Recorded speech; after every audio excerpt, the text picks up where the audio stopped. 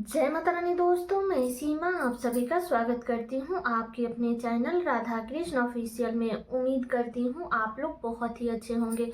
तो ये बताने के लिए कमेंट बॉक्स में ओम नमः शिवाय जरूर लिखिएगा। तो चलिए दोस्तों, आज हम इस वीडियो में जानेंगे कि अब की बार साल 2025 में हरितालिका तीज का व्रत कब किया जाएगा, बाल हमें किस दिन धोनी चाहिए और हमें दान कब करनी चाहिए, और दान में कौन कौन सी ऐसी सामग्री है जिसकी हमें दान जरूर करनी चाहिए। जिसका भी व्रत छूट गया है तो क्या वो दोबारा व्रत उठा सकता है। प्रेग्नेंट महिला इस व्रत को कैसे करे, क्योंकि इस व्रत को छोड़ भी नहीं सकते हैं। और क्या हम इस व्रत को अब की बार पहली बार कर सकते हैं, और ये भी जानेंगे कि हमें पूजा कब करनी है और पानी कब पीना है। तो इसी प्रकार के बहुत सारे महत्वपूर्ण बातें आज हम इस वीडियो में जानेंगे। तो आप लोग वीडियो के लास्ट तक बने रहिएगा। आप लोगों को हरितालिका तीज से संबंधित सभी महत्वपूर्ण बातें जानने को मिलेगा। तो चलिए वीडियो को शुरू करते हैं और जान लेते हैं सभी महत्वपूर्ण बात। दोस्तों, अगर आप लोग चैनल पे नए आए हैं तो चैनल को सब्सक्राइब और वीडियो को लाइक जरूर कर दीजिएगा। तो चलिए वीडियो को शुरू करते हैं और जान लेते हैं सभी महत्वपूर्ण बातें।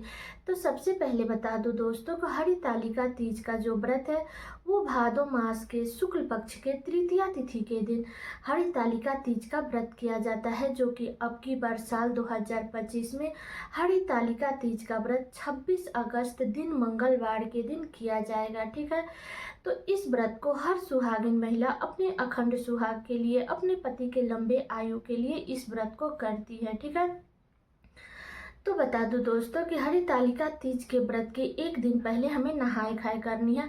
तो हमें 25 अगस्त को बाल धो करके स्नान करनी है। 26 अगस्त को हमें बाल नहीं धोनी है। बहुत सारे लोग हैं जो मंगलवार के दिन वैसे भी बाल नहीं धोते हैं, लेकिन किसी भी सुहाग के व्रत में हमें उस दिन बाल नहीं धोने, एक दिन पहले बाल धो लेनी चाहिए। ठीक है, तो आप लोग 25 अगस्त को बाल धो करके स्नान कीजिएगा और शुद्ध सात्विक भोजन कीजिएगा। तामसी भोजन का सेवन मत कीजिएगा। ठीक है, तो ये भी बातें बता दी कि हमें बाल कब धोनी है। इसके बाद हमें अगले दिन व्रत रखनी है 26 अगस्त को। अब चलिए जान लेते हैं कि गर्भवती महिला इस व्रत को कैसे रखेगी, क्योंकि इस व्रत को हम छोड़ भी नहीं सकते हैं। सुहाग का व्रत है। बता दूं दोस्तों कि अब पहले तो आप अपने डॉक्टर से सलाह ले लीजिएगा। अगर आपका कंडीशन सही है, हर चीज़ नॉर्मल है, तो आप लोग रख सकती है। वैसे इस व्रत को निर्जल और निराहार रखा जाता है और प्रेगनेंसी में ज़्यादा देर तक भूखे प्यासे नहीं रहना चाहिए। ठीक है, तो पहले आप अपने डॉक्टर से पूछ लीजिएगा। अगर आपका कंडीशन सही है तो आप लोग फल फ्रूट खा करके भी इस व्रत को रख सकती है। क्या कीजिएगा, मजबूरी में ना करने से अच्छा है कि कुछ करें। ठीक है, तो आप लोग फल फ्रूट खाइए और पानी पी करके भी इस व्रत को रख सकते। लेकिन मान लीजिए कि उस लायक भी सिचुएशन नहीं है कि आप व्रत नहीं रख सकती हैं, तो आप अपने पति से भी रखवा सकती है। लेकिन इस व्रत को हमें छोड़नी नहीं चाहिए। मतलब वो ऐसा सिचुएशन आ जाता है जैसे डिलीवरी वगैरह के टाइम में, तो मतलब छोड़ देते हैं। लेकिन कोशिश कीजिएगा कि आप अपने पति से भी इस व्रत को रखवा दीजिएगा। नहीं तो आप लोग फल फ्रूट खा करके भी आप लोग इस व्रत को रख सकते हैं। ठीक है, बहुत सारे घरों में कि प्रेग्नेंट महिला मेहंदी नहीं लगाती है, तो बता दूं कि ऐसा कुछ भी नियम नहीं है कि मेहंदी नहीं लगाते हैं। आप लोग मेहंदी लगाइए, 16 श्रृंगार कीजिए। ये नहीं है कि हम मेहंदी वगैरह नहीं लगा सकते हैं। आप लोग एक दिन पहले मेहंदी भी लगा सकती हैं। ठीक है, तो ये भी बातें क्लियर हो गई। अब चलिए जान लेते हैं कि हमें दान कब करनी है। तो बता दूं दोस्तों कि जब आप लोग 26 अगस्त को व्रत रखिएगा तो सुबह में आप लोग जैसे भी नॉर्मल पूजा होता है, जैसे हम प्रतिदिन करते हैं, वैसे ही हमें पूजा पाठ करनी है, स्नान करनी है, पूजा पाठ करनी है, व्रत का संकल्प लेना है और सारे दिन हमें निर्जल और निराहार 26 अगस्त को व्रत रखनी है। ठीक है, मुख में कुछ भी जल फल कुछ भी नहीं डालना। इसके बाद हमें फिर शाम में दांतों से मुख धो करके और स्नान करके और जो भी कोरा साड़ी रखी है वही साड़ी हमें पहननी चाहिए, क्योंकि इस व्रत में कोरा साड़ी पहन करके ही व्रत को किया जाता है। तो आप देख लीजिएगा, बहुत सारे लोगों के यहाँ मायके से आता है, तो अगर मायके से आ जाता है तब तो बहुत अच्छी बात है। लेकिन अगर नहीं आता है तो आप पहले से ही खरीद करके रख लीजिएगा। ये वीडियो मैं इसलिए ही पहले अपलोड कर रही हूँ ताकि जिसके पास भी अगर साड़ी है तो उनके लिए तो बहुत अच्छी बात है, लेकिन मान लीजिए जो लोग भी खरीदना चाहते हैं तो वो लोग खरीद सकते हैं, ठीक है।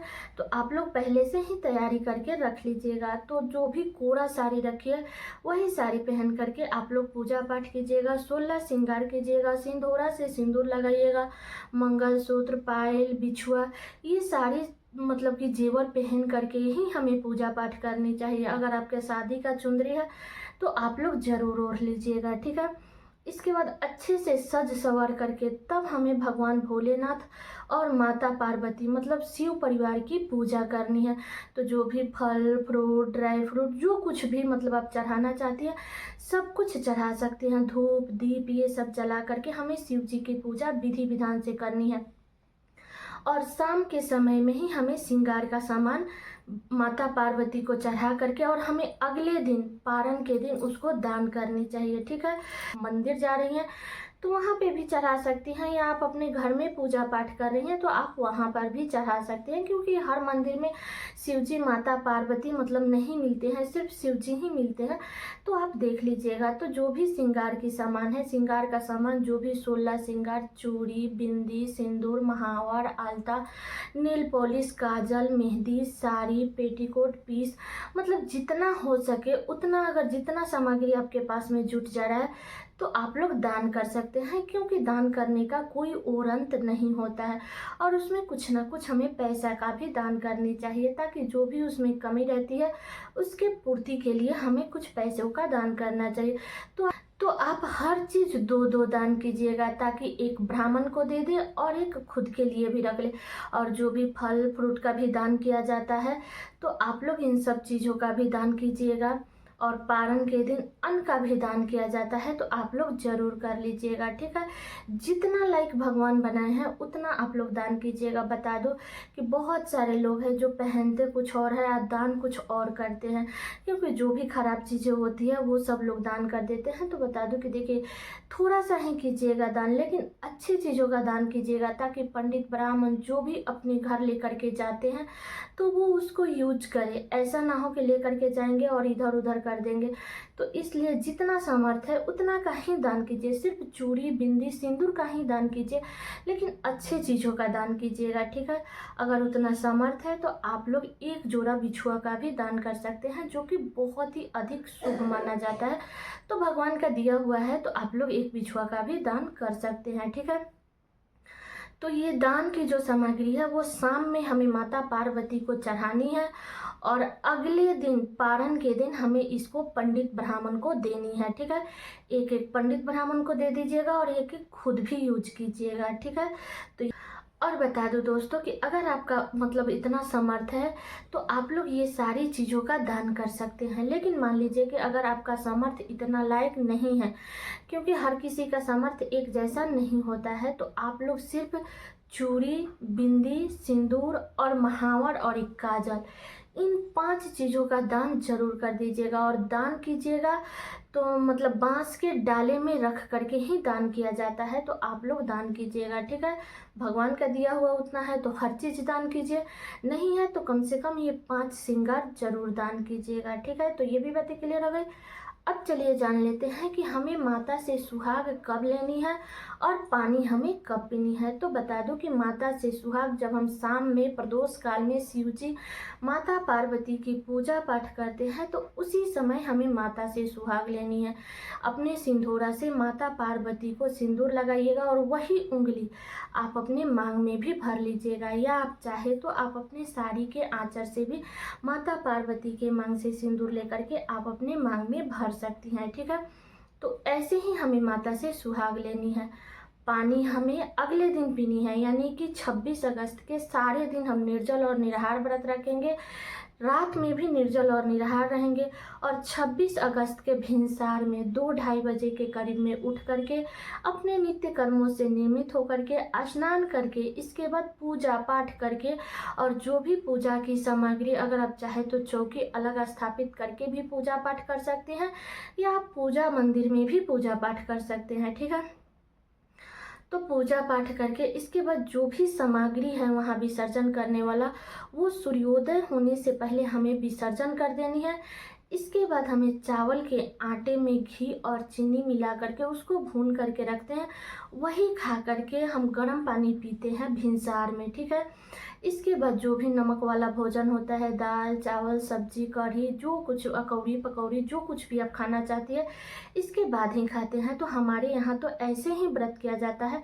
बाकी आप अपने यहाँ का नियम देख लीजिएगा, क्योंकि हर घर का नियम अलग होता है। तो इसलिए हमारे यहाँ पहले वही चावल के आटा मुख में डाल करके तब पानी पीते हैं, इसके बाद में नमक वाला भोजन करते हैं, ठीक है।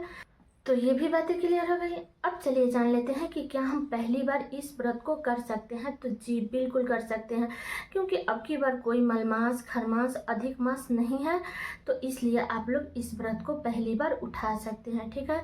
अगली बातें जान लेते हैं कि बहुत सारे लोग बोलते हैं कि मतलब मेरा व्रत छूट गया है, तो क्या हम दोबारा इस व्रत को शुरू कर सकते हैं। तो जी बिल्कुल कर सकते हैं, लेकिन बता दूं कि घर की परंपरा भी हमें देखनी चाहिए, क्योंकि बहुत सारे घरों का नियम होता है ना कि एक बार व्रत छूट जाता है तो वो लोग व्रत नहीं करते हैं। लेकिन बहुत सारे घरों में ऐसा नहीं माना जाता है, क्योंकि किसी भी कारणवश मान लीजिए डिलीवरी के वक्त अगर व्रत छूट गया है या घर में कोई वैसा मतलब एथी हो जाता है तो छूट जाता है। तो वैसे स्थिति में मतलब व्रत अगर छूट गया है तो आप लोग दोबारा उठा सकती हैं। ऐसा नहीं है कि एक बार व्रत छूट गया तो हम पूरे ज़िंदगी व्रत नहीं करेंगे, ठीक है। तो जो लोग भी व्रत उठाना चाहते हैं, चाहे वो पहली बार उठाएं या मतलब कि जिनका भी छूट गया है तो व्रत उठाना चाहते हैं तो वो लोग उठा सकते हैं, ठीक है।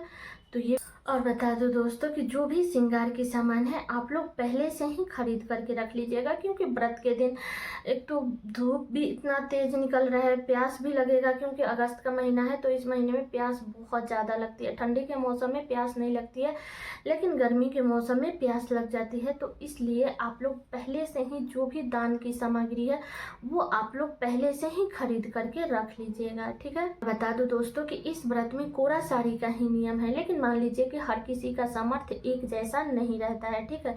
तो अगर आपका उतना सामर्थ्य है तो आप हर चीज़ कोरा कोरा पहनिए, लेकिन मान लीजिए कि अगर उतना सामर्थ्य नहीं है तो कम से कम आप अपने लिए एक डब्बा चूड़ी जरूर कोरा खरीद लीजिएगा। चाहे तो आप लहठी भी खरीद सकती हैं या कांच की चूड़ी भी खरीद सकती हैं, जो आप पहनती हैं वो आप लोग खरीद लीजिएगा। लेकिन साड़ी खरीदें ना खरीदें, लेकिन एक डब्बा चूड़ी कोरा जरूर खरीद लीजिएगा, ठीक है। तो सारी बातें क्लियर हो गई हरितालिका तीज से संबंधित। उम्मीद करती हूँ कि आप लोगों के लिए वीडियो बहुत ही उपयोगी होगा। तो ये वीडियो मेरा यहीं तक का था। कैसा लगा ये वीडियो आप लोग कमेंट करके ज़रूर बताइएगा।